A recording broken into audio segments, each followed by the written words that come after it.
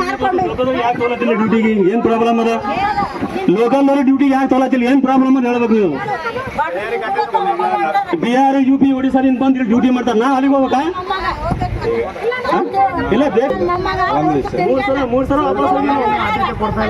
ಆಯ್ತು. ನಮ್ಮ ಮ್ಯಾನೇಜ್ಮೆಂಟ್ ನೀವು ಹೆಂಗೆ ಕೊಡ್ಲತ್ತೀರಲ್ಲ ಅದ್ರ ಬಗ್ಗೆ ನಿಮಗೆ ವಿತ್ ರೆಕಾರ್ಡ್. ಚೆಟ್ಟಿನಾಡ್ ಸಿಮೆಂಟ್ ಕಂಪನಿಯು ಕಾನೂನು ಬಾಹಿರ ಚಟುವಟಿಕೆಗಳನ್ನು ನಡೆಸುತ್ತಿದೆ ಎಂದು ಆರೋಪಿಸಿ ಜಾತ್ಯತೀತ ಜನತಾದಳ JDS ವತಿಯಿಂದ ಬೃಹತ್ ಪ್ರತಿಭಟನೆ ನಡೆಸಲಾಯಿತು. ಕಲ್ಲೂರ ರೋಡ್ ಗ್ರಾಮದ ಬಸವೇಶ್ವರ ಹಾಗೂ ಡಾಕ್ಟರ್ BR ಅಂಬೇಡ್ಕರ್ ವೃತ್ತದಲ್ಲಿ ಜಮಾಯಿಸಿದ ಗ್ರಾಮಸ್ಥರು ಕಂಪನಿಯ ವಿರುದ್ಧ ಘೋಷಣೆಗಳನ್ನು ಕೂಗಿದರು. ನಂತರ ಚಿಂಚೋಳಿ ತಹಶೀಲ್ದಾರ್ ಸುಬ್ಬಣ್ಣ ಜಮಖಂಡಿ ಅವರ ಮೂಲಕ ಬೃಹತ್ ಕೈಗಾರಿಕಾ ಸಚಿವರಾದ MB ಪಾಟೀಲ್ ಅವರಿಗೆ ಮನವಿ ಪತ್ರ ಸಲ್ಲಿಸಲಾಯಿತು.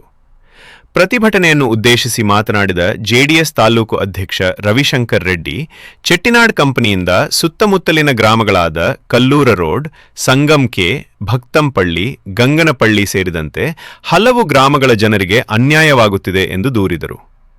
ನಿಯಮಬಾಹಿರ ಗಣಿಗಾರಿಕೆಯಿಂದ ಕಲ್ಲೂರ ರೋಡ್ ಗ್ರಾಮದ ಸುಮಾರು 40ರಿಂದ 50 ಮನೆಗಳು ಜಖಂಗೊಂಡಿದ್ದು, ಕಂಪನಿಯೇ ಹೊಸ ಮನೆಗಳನ್ನು ನಿರ್ಮಿಸಿಕೊಡಬೇಕು.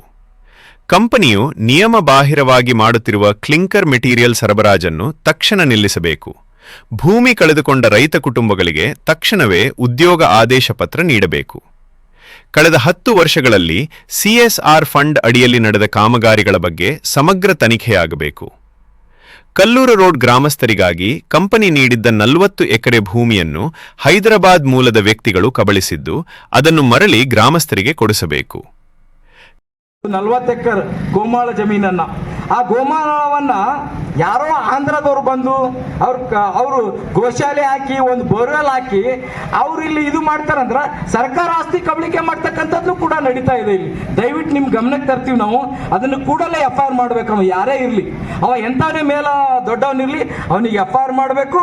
ನಾಳೆ ನಾವು ನಿಮಗೆ ಮನವಿ ಮಾಡ್ತೀವಿ, 1-2 ದಿನದಾಗ ಅವನಿಗೆ FIR ಮಾಡಿ ನೀವು ಅರೆಸ್ಟ್ ಮಾಡಬೇಕು. ಇಲ್ಲಾಂದ್ರೆ ನಾವು ನಮ್ಮ ಪಾರ್ಟಿ ವತಿಯಿಂದ ಮತ್ತು ವಿವಿಧ ಒಂದು ಸಂಘಟನೆ ವತಿಯಿಂದ ನಿಮ್ಮ ತಹಸೀಲ್ ಕಚೇರಿಯಲ್ಲಿ ಕೂಡ್ತೀವಿ ಅಂತಕ್ಕಂಥ ಮನವಿಯನ್ನು ಕೂಡ ನಾವು ನಿಮ್ಗೆ ಹೇಳ್ತಾ ಇದ್ದೀವಿ. ದಯವಿಟ್ಟು ಅವರಿಗೆ ಕರೆಸಿ ಮನವಿಯನ್ನು ತಗೊಂಡು ನಮಗೆ ಕೆಲಸ ಮಾಡ್ತಕ್ಕಂಥ ಆಶ್ವಾಸನೆಯನ್ನು ಕೊಡಿಸ್ತೀರಿ ಅಂತಕ್ಕಂಥ ಭರವಸೆ.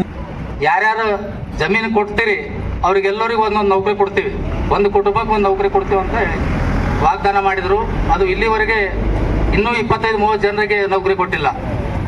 ಇವತ್ತ ಡೈಲಿ ಪ್ರೊಡಕ್ಷನ್, ಈ ಸಿಮೆಂಟ್ ಕಂಪನಿ ಡೈಲಿ ಪ್ರೊಡಕ್ಷನ್ ಎಷ್ಟು ಮಾಡಬೇಕು, ಅದು ಗಣಿಗಾರಿಕೆ ನಿಯಮದ ಪ್ರಕಾರ ಅವರಿಗೆ ಎಷ್ಟು ಟಾರ್ಗೆಟ್ ಕೊಟ್ಟಿದ್ದಾರೆ, ಆ ಟಾರ್ಗೆಟ್ ಮೀರಿ 4 ಪಟ್ಟು ಇವತ್ತು ಹೆಚ್ಚಿಗೆ ಮಾಡಿ ಇಲ್ಲಿಂದ ಪ್ರೊಡಕ್ಷನ್ ಅಲ್ದು ಇವತ್ತು ಇಲ್ಲಿ ಸಿದ್ಧಪಡಿಸಿದ ಒಂದು ಕ್ಲಿಂಕರ್ ಇವತ್ತು ಮುಂಬೈಗೆ ಶೋಲಾಪುರಕ್ಕೆ ಕಳಿಸ್ತಾ ಇದ್ದಾರೆ.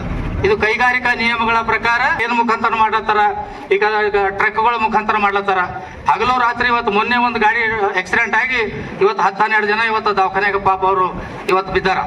ಅದಕ್ಕೆ ಮತ್ತೆ ನಿಯಮ ಮೀರಿದ ಗಣಿಗಾರಿಕೆಯಿಂದಾಗಿ ಇವತ್ತ ಆ ಫ್ಯಾಕ್ಟ್ರಿಗೆ ಸುತ್ತಮುತ್ತ ಸಮೀಪವಿರುವಂತ ಒಂದು 30-40 ಮನೆಗಳು ಏನದ ಹೊಸ ಮನೆಗಳು ಕಟ್ಕೊಂಡ್ರ.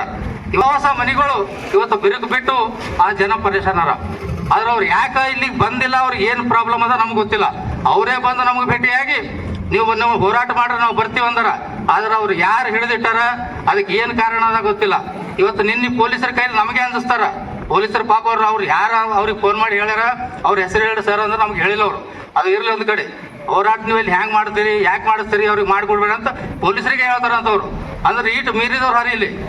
ಅದಕ್ಕೆ ಅದು ಅವ್ರ ಊರಾಗ ಅವ್ರಿಗೆ ಏನಕ್ಕೆ ಮಾಡಗಲಕ್ಕ ಅದ್ರ ಹೋರಾಟ ಹತ್ತಿಕ್ಕಂತ ಪ್ರಯತ್ನ ಬಿ ಮಾಡ್ಯಾರ ಇವ್ರು ಇಲ್ಲಿ. ಅದಕ್ಕೆ ನಾವೇನಲ್ಲ ದಿವಸ